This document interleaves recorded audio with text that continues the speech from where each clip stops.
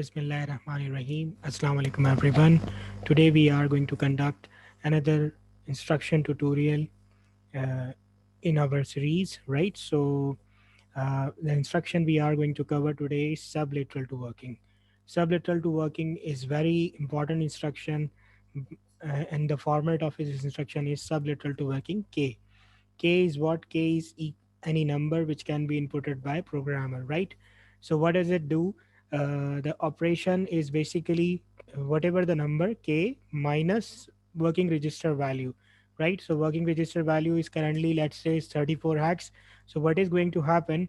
K minus working register, whatever the result, it should be stored in working register. That means this working register value will be modified after this subliteral working instructions execution.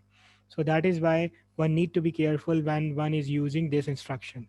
Okay, subliteral to working, a sub LW is basically the keyword of the instruction. So let's write this instruction. Let's say we use and write subliteral to working, and let's say we use 5 to hacks, right? Or let's say 5 4 hacks. Just for simplicity, I'm using simplest 5 4 hacks, right?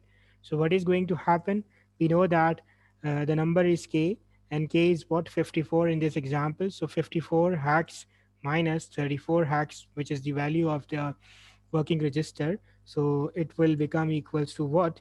5 minus 3 would becomes 2, and 4 minus 4 would become 0. That means 20 hacks would be the result, right? So what is going to happen after the execution of this instruction? This content will be modified, and it will become uh, from 3 4 hacks, it will become 20, right? So what is going to happen? It will become 20 hacks. So that's it, uh, which is the operation of this instruction.